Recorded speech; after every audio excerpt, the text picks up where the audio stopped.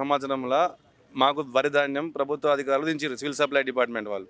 21-22లో వర్షాలు బాగా పడి కొంతమంది మాకు కెపాసిటీ మిల్లింగ్ గోదాం కెపాసిటీ లేదన్నా కూడా బలవంతంగా మిల్ ఆవరణలో దించారు.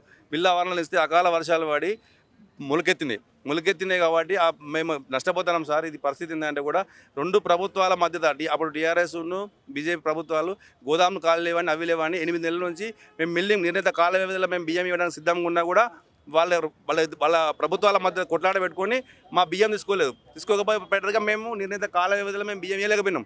దాన్ని 21-22 సంవత్సరం మీరు ఇన్ టైంలో మీరు బియ్యం ఇవ్వలేదని చెప్పి 125% అని జీవో తీసి మాకు ఒక్కొక్క మిల్లర్కు 70 లక్షలు 80 లక్షల రూపాయల పెనాల్టీలు వేసారు. అవి కడితేనే నెక్స్ట్ సీజన్లో మీకు వడ్లు ఇస్తాం, ధాన్యం ఇస్తామని చెప్తాను. మేము తడిసిన ధాన్యం మళ్ళీ లిక్కర్కి అమ్ముకున్నాం, తక్కువ రేటుకు అమ్ముకొని మళ్ళీ మేము నేరుగా డైరెక్ట్ రైతుల దగ్గరికి వెళ్ళి కొనుగోలు చేసి మళ్ళీ ప్రభుత్వానికి చెల్లించాల్సినటువంటి 100% బియ్యం చెల్లించినాక కూడా మాకు ఇప్పుడు 125% పెనాల్టీ చెల్లించాలని నోటీసులు ఇష్యూ చేస్తూ అధికారులు మమ్మల్ని బాగా టీఆర్ఎస్ ప్రభుత్వం ఇచ్చింది కాబట్టి దాన్ని మాకు ఇప్పుడున్న ప్రభుత్వము మానవత్వ దృక్పథంతో కనీసం ఆలోచన చేసి మేము 100% చెల్లించినాం. మేము నష్టపోయినా కానీ మేము నేరుగా కొనుగోలు చేసి మేము ఇవ్వాల్సినటువంటి బియ్యం ప్రభుత్వానికి ఇచ్చినాం కాబట్టి ఇంకా 120% పెనాల్టీ 70 లక్షలు 60 లక్షలు కట్టాలంటే మిల్లర్లు బతికే పరిస్థితులు లేరు. కాబట్టి చిన్న విన్నపాన్ని మన్నించి 125% పెనాల్టీని రద్దు చేయాలి అని మా యొక్క విన్నపం సార్. మేము విన్నవించుకోవడానికి వచ్చినాం. ఇక్కడ నాన్ క్యాడర్ ఐఏఎస్ ఆఫీసర్ కూడా ఎవరు లేరు, చెప్పుకోవడానికి నాన్ గెజిటెడ్ ఎంప్లాయీస్ ఉన్నారు. మా బాధ వినడానికి వచ్చి కనీసం ఎవరైనా ఉన్నత స్థాయి అధికారులు కానీ ప్రజాప్రతినిధులు కానీ ఉంటే మా సమస్య బాగా చెప్పుకోవడం.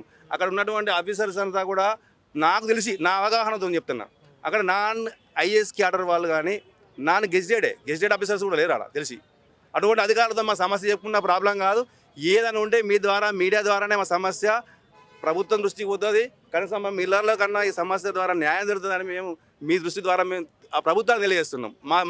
మా విన్నపాన్ని కూడా మీరు కూడా టెలికాస్ట్ చేసి ప్రభుత్వం దృష్టి తీసుకుపోవాలి. ఇప్పుడు 67% మేము 100% వడ్లు తీసుకోమని మాకు ఇస్తారు. క్వింటల్కి 67% మేము బియ్యం ఇవ్వాలి, కానీ 67% బియ్యం మాకు రావు. మేమేమంటామంటే దాంట్లో సార్టెక్స్ అనే కొత్తగా ఇప్పుడున్న టెక్నాలజీ ప్రకారం సార్టెక్స్ అంటే రిజెక్షన్ తీసేస్తుంది మొత్తం, నల్ల గింజ ఎర్ర గింజ. అంతకుముందు అవన్నీ లేదు సిస్టంలో. ఇప్పుడు దాంతోపాటు ఇంకా చాలా మంది దాని పరికరాలు ఉన్నాయంటే 70 లక్షలు 50 లక్షలు పైబడి ఉన్నది స్టార్టింగ్ రేంజ్ నుంచి. కాబట్టి మేము బ్యాంకు లోన్ తీసుకొని ఇవన్నీ చేసుకున్నాం. మాకు రావాల్సినటువంటి గవర్నమెంట్ నుంచి చేయాల్సినటువంటి మాకు బకాయిలు పెండింగ్ పడి ఉన్నాయి. ట్రాన్స్పోర్ట్ కానీ మాకు మన మిల్లింగ్ చేసినటువంటి డబ్బులు కానీ ఛార్జెస్ కానీ ఇవన్నీ పెండింగ్లో ఉన్నాయి. కాబట్టి అవి మాకు ఇస్తే ఈఎంఐలు కట్టుకుంటాం. మాకు ఈఎంఐలు ఇప్పుడు ఆల్రెడీ మీరు చెప్పిన ప్రకారం మేము మిషనరీ వేసినాం, మేము టెక్నాలజీ మిషనరీ వేసినాం, సెన్సార్లు వేసినాం. కాబట్టి మీరు సానుకూలంగా మా మిల్లర్ల తరఫున స్పందించి మాకు పర్సెంటేజ్ కూడా మాకు 68 మిల్లింగ్ చేయాలి. మిల్లింగ్ చేసినటువంటి గత ప్రభుత్వం దాచిపెట్టింది. ఎందుకంటే 68% వాస్తవంగా వస్తలేదు. కాబట్టి ఆ కర్ణాటక బెంగళూరు నుంచి తీసుకొచ్చిన సైంటిస్టులతోని నిపుణులతో చేసినటువంటి ఈ కస్టమ్ మిల్లింగ్ అటువంటి చేసిన రిపోర్ట్ ఎక్కడ ఉన్నాయి గత ప్రభుత్వంలో. మళ్ళీ కనీసం ఒకసారి మీరైనా ఏం చూరు, ఇప్పుడు గతం చేసి దాచిపెట్టింది. ఎందుకంటే 68% వెళ్తలేదు, మళ్ళీ రైస్ మిల్లర్లు మా మీద దాడికి ప్రయత్నం చేస్తారు, ఏమైనా ప్రాబ్లం అవుతుంది ఫ్యూచర్లో అని చెప్పి ఆ మిల్లింగ్ రిపోర్ట్ని వాళ్ళు గత ప్రభుత్వం దాచిపెట్టింది. కనీసం మీరన్నా ఇప్పుడు రాబోయే ఖరీఫ్ సీజన్లోనన్నా ఎంత పర్సెంట్ అవుతుంది ఒక ముందస్తుగా సమాచారం ఇచ్చి ఎంత పర్సెంట్ అవుతుందని ఒక క్రాప్ కటింగ్ ముందు తీసుకొని దాని ప్రకారం ఒక సొల్యూషన్ తీసుకోవాలి. బలవంతంగా కూడా మళ్ళీ మా మిల్లర్లను దించి ఆఫీసర్లను పెట్టి పోలీసులను పెట్టి బలవంతంగా తీస్తే కూడా మేము చాలా నష్టపోతాం, కుటుంబాలు రోడ్ల పడతాయి. కాబట్టి మానవత్వ దృక్పథంతో ప్రభుత్వాన్ని మేము ఒకటే వేడుకుంటారు. మా డిమాండ్ కాదు, డిమాండ్ అంటే మళ్ళీ వేరే అవుతుంది. మేము బాధితులమైన ఇప్పుడు ఎందుకంటే ఒక్కొక్కరు మా మిల్లు అమ్మినా కానీ 78 లక్షలు రావు, 78 లక్షల పెనాల్టీ ఉన్నది. ఆ పెనాల్టీల ద్వారా అయింది. గత ప్రభుత్వం 2 కోట్లాడే వాటికనే మేము బియ్యం నిర్ణీత కాలేజీలో తీసుకోకపోయినాం, బట్టలు బిడ్డలేక కాదు. ఈ విన్నపం చెప్పుకోవడానికి మేము వచ్చినాం. మీ ద్వారా ప్రభుత్వం దృష్టి తీసుకుపోయి మా సమస్య సాల్వ్ అయ్యే ప్రయత్నం చేయాలని మా విన్నపం.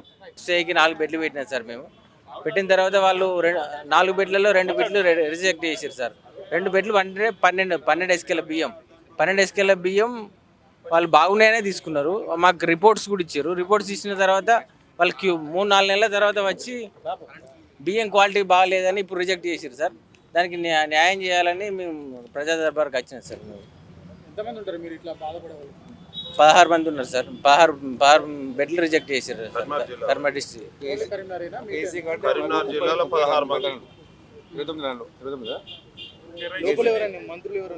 కలవలేదు సార్. ఇక్కడ ఎవరు లేరు. మీకేం కావాలి ఇప్పుడు? మీ న్యాయం ఏంటి? మీకు న్యాయం మేము పెట్టింది ఎఫ్సీ వాళ్ళు పాస్ చేశారు. పాస్ చేసిన తర్వాత వాళ్ళే బాగాలేవని మళ్ళీ రిపోర్ట్ ఇచ్చారు 3 నెలల 4 తర్వాత స్టాక్ ఇచ్చిన తర్వాత. దానికి న్యాయం చేయాలని మాకు వాళ్ళు టెస్ట్ రిపోర్ట్లో ఎఫ్ఐఆర్కి కండిషన్ కరెక్ట్ ఉన్నా కానీ వాళ్ళు తీసుకున్నారు సార్. తీసుకున్న తర్వాత 3-4 నెలల తర్వాత అవే బాగాలేవు అంటున్నారు. దానికి న్యాయం కావాలని ప్రజాదరణ